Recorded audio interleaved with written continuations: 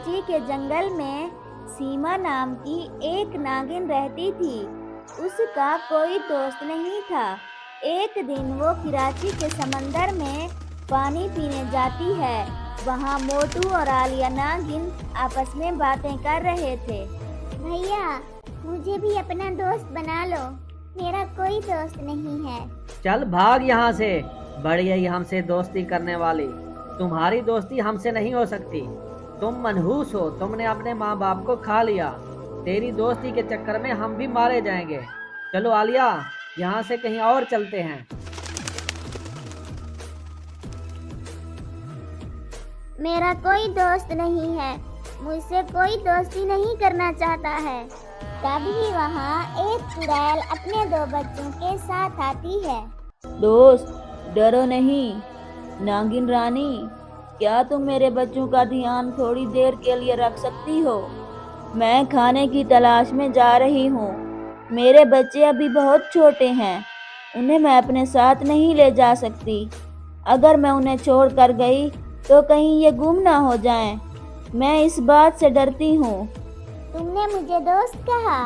मैं तुम्हारे बच्चों की ठीक से देखभाल करूंगी। तुम आराम से भोजन की तलाश में जाओ। बच्चों की हिफाजत मैं करूंगी। बच्चों की चिंता मत करना। वो चुड़ैल माँ अपने बच्चों को सीमा नागिन के हवाले करके वहाँ से चली जाती है। काफी देर हो जाती है, चुड़ैल वापस नहीं आती।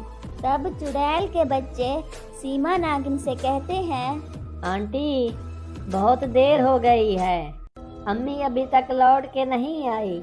हाँ बच्चों, मुझे भी अब तुम्हारी माँ की चिंता हो रही है। चलो हम उन्हें देखने चलते हैं। सीमा नागिन और चुड़ैल के बच्चे चुड़ैल को ढूंढने लगते हैं। तभी चुड़ैल का एक बच्चा जोर से चिल्लाता है, आंटी, आंटी, जल्दी आओ यहाँ। ये देखो, यहाँ हमारी मम्मा के पैर के निशान हैं और खून भी पड़ा है। किसी ने हमारी माँ को मार डाला है। दोनों बच्चे फूट फूट कर रोने लगते हैं। तभी सीमा नागिन उनसे कहती है, बच्चों मत रो। आज से तुम दोनों मुझे अपनी माँ समझो। वैसे भी तुम दोनों के सिवा मेरा इस दुनिया में कोई नहीं। हम तीनों एक दूसरे का सहारा बनेंगे। उस दिन के बाद सीमा नागिन उन चुड़ैल के बच्चों की माँ बन जाती है और उन्हें पालने लगती है। एक दिन आलिया नागिन और मोटू नाग सीमा नागिन के पास आते हैं। अरे बेवकूफ नागिन, अपने ही दुश्मन को पाल रही है, इनको साथ लेकर घूम रही हो। अरे इन चुड़ैल के बच्चों को क्यों साथ रखा है? जब ये बड़े हो जाएंगे ना, तुम्हें ही अपना निवाला बनाएंगे। अरे मोटू भैया, इनकी माँ मर चुकी है। मरने से पहले वो इन बच्चों को मुझे सौंप गई थी और अब से मैं ही इनकी माँ हूँ। याद करो वो दिन, जिस दिन आप लोगों ने मुझे दोस्त मानने से इनकार कर दिया था। तब उस चुड़ैल ने मुझे अपना दोस्त बनाया था। मैं उसे धोखा नहीं दे सकती। अब से ये बच्चे मेरे हैं। ये मुझे अपनी माँ मानते हैं। तभी मोटू नाग और आलिया नागिन वहाँ से चले जाते हैं। समय बीतने लगता है। वो चुड़ैल के बच्चे बड़े हो जाते हैं। एक दिन उस जंगल में दुष्टबाज वहाँ आता है। सीमा नागिन को घोंसले में अकेला पाकर हमला करता है। तब ही सीमा नागिन के वो बच्चे आ जाते हैं और वो उस बाज को बहुत मारते हैं। उस बाज को अधमरा करके भगा देते हैं। मेरे बच्चों, आज तुमने मेरी जान बचाकर माँ का कर्ज उतार दिया है। आज से तुम आजाद हो। तुम अपना जीवन अपनी मर्जी से बिता सकते हो। माँ, हम तुम्हें छोड़कर कहीं नहीं जाएंगे। आज से हम तुम्हें बिठा कर खिलाएंगे। आज से तुम आराम करोगी। हम लोग जंगल में जाकर तुम्हारे लिए भोजन लाया करेंगे। अपने बच्चों की बात सुनकर सीमा नागिन रोने लगती है और फिर सब खुशी खुशी रहने लगते हैं। इसी तरह अगली सुबह वो तीनों नाग धरती पर आने लगते हैं।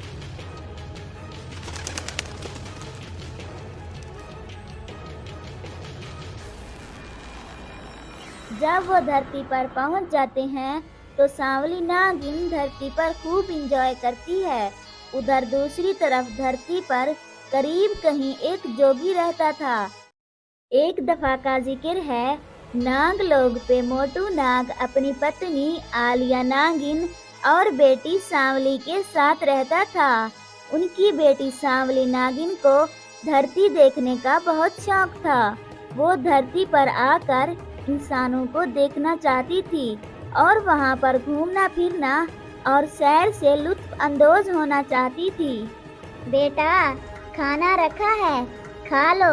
जिद ना करो बेटा, हम जैसे नाग धरती पर नहीं रह सकते। हमारा कबीला नागराज कबीला है और हमारे यहाँ मर्द नागों के पास नागमणि होती है, जिसे इंसान हासिल करने के लिए हर मुमकिन कोशिश करता है। इसी तरह खुलेआम धरती पर जाना खतरे से खाली नहीं है। ले जाओ माँ, मैं खाना नहीं खाऊंगी। तुम लोग डरपोक हो। जब हम लोगों के पास इंसानी रूप धारने की शक्ति है तो फिर डरना किस बात का। हम धरती पर जाके इंसान की शक्ल में इंसानों के साथ रहेंगे। इतने में मोटू नाग आ जाता है और वो आलिया नागिन से कहता है, क्या बात है आलिया, तुम परेशान सी लग रही हो, खैर तो है? देखो मोटू नागराज, सांवली फिर से धरती लोक पर जाने की जिद कर रही है। तुम ही इसे कुछ समझाओ ना। आलिया, अगर सांवली बार बार जिद कर रही है तो मेरे ख्याल में हमें धरती लोक पर चले जाना चाहिए। एक दो दिन धरती लोक पर रहेंगे, फिर वापस नाग लोक पर चले आएंगे। तुम ऐसा करो, जरूरत की कुछ चीजें अपने साथ रख लो। हम लोग कल सुबह होते ही धरती लोक पर जाएंगे। बस सांवली बेटा, अब खुश हो ना? हाँ अब्बाजान, आपका बहुत शुक्रिया। आखिरकार मोटू नागराज अपनी बेटी सांवली की जिद के आगे हार मान जाता है। इसी तरह अगली सुबह वो तीनों नाग धरती पर आने लगते हैं।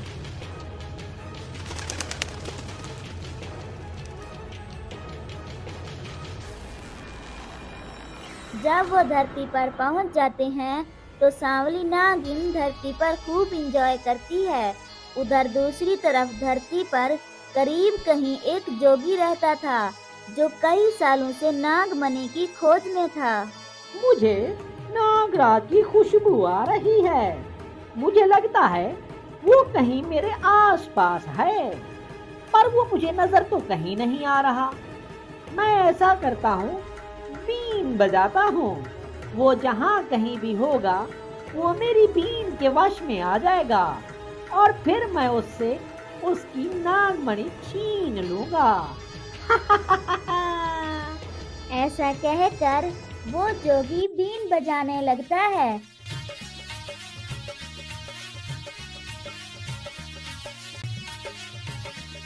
उसकी बीन की आवाज सुनकर मोटू नागराज कहता है, आलिया, हम मुसीबत में फंस गए हैं। हमें हिम्मत करके यहाँ से भागना पड़ेगा। ये लो रुई, इसे अपने कानों में लगा दो और अपना अपना रूप बदलकर जल्दी यहाँ से भागो। अगर जरा सी देर हुई तो हम मुसीबत में फंस जाएंगे। इस तरह फिर वो सब नाग के रूप में आ जाते हैं और वो जल्दी से वहाँ से भागने लगते हैं। अरे ये क्या, ये नाग तो रूप बदलकर मेरे सामने थे, लेकिन मेरी बीन का असर इन पर क्यों नहीं हुआ? मुझे जल्दी इनके पीछे जाना होगा, वरना ये नागराज कहीं दूर चला जाएगा। ऐसा कहकर वो जोगी भी उनके पीछे भागने लगता है। भागते भागते वो एक घर में घुस जाते हैं।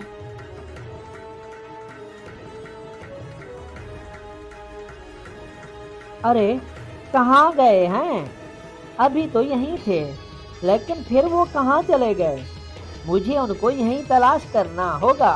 वो जोगी उनको उसी जंगल में तलाश करने लगता है। उधर वो नागराज जिस घर में घुसे थे वो एक पलंग के नीचे जाकर बैठ जाते हैं।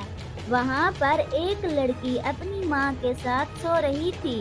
अचानक उसकी आँख खुलती है और वो अपनी माँ से कहती है, माँ, मुझे प्यास लगी है, मुझे पानी दे दो। बेटा, पानी नीचे घड़े में रखा है, जाकर पी लो। वो लड़की जैसे ही पानी पीने के लिए नीचे उतरती है तो उसका पाँव नागराज के दांत पर आ जाता है। आह! क्या हुआ बेटा, क्या हुआ? माँ, मेरा पैर, लगता है मुझे सामने डस लिया है। थोड़ी ही देर में उस लड़की की मौत हो जाती है। हाय हाय, मैं लुट गई, मैं तो बर्बाद हो गई। मेरी एक ही बेटी थी, पता नहीं हम लोगों ने इस नाग का क्या बिगाड़ा था। हाय मेरी बेटी, मेरी तो दुनिया ही उजड़ गई। आलिया, अनजाने में हमारी वजह से किसी की मौत हो गई। वो बच्ची बेगुनाह थी, हम उसके गुनहगार हैं। हम लोग इसका कफारा कैसे अदा करें? सांवली बेटा, तुम्हें धरती देखने और इस पर रहने का बहुत शौक था ना। अब हम लोग तुम्हें यहाँ छोड़कर जा रहे हैं। तुम उनकी बेटी के रूप में आकर उसके साथ रहो। हम लोग तुम्हें मिलने आया करेंगे। ठीक है अब्बा जान, मैं उनकी बेटी बनकर उनके साथ रहने के लिए तैयार हूँ। इसके बाद फिर वो नागराज और आलिया नागिन सांवली को वहाँ छोड़कर नागलोक चले जाते हैं। उधर जोगी पूरा जंगल तलाश करता है और उसे कोई नागराज वहाँ नहीं मिलता। फिर वो थक कर उस जंगल में आग लगाता है, जिससे वो उसकी गिरफ्त में आ जाता है और उसकी वहीं मौत हो जाती है। जब गांव वाले उस लड़की को दफना देते हैं तो सब लोग अपने अपने घरों को चले जाते हैं, लेकिन उसकी माँ काफी देर तक वहाँ खड़ी होकर रोती रहती है। मेरे अल्लाह, मेरी एक ही बेटी थी, उसे भी आपने अपने पास बुला लिया। अब मेरे बुढ़ापे का सहारा कौन बनेगा? मेरे अल्लाह, मेरी बच्ची मुझे लौटा दो, मेरी बच्ची मुझे लौटा दो। इतना कहकर वो अपने घर आती है तो वो देखती है कि उसकी बेटी घर आई हुई है। दरअसल ये सांवली नागिन थी जो उसकी बेटी का रूप धार कर उसके घर में मौजूद थी। बेटी, तुम यहाँ कैसे? तुम तो मर गई थी ना? हाँ माँ, मैं मर गई थी, लेकिन अल्लाह पाक ने तुम्हारी दुआ सुनकर मुझे दोबारा जिंदगी दी। मेरे अल्लाह, बेशक तू बड़ा गफूर और रहीम है। आपका बहुत बहुत शुक्रिया जो आपने मेरी बेटी मुझे लौटा दी। इसके बाद वो माँ और बेटी हंसी खुशी अपना जीवन गुजारने लगती हैं।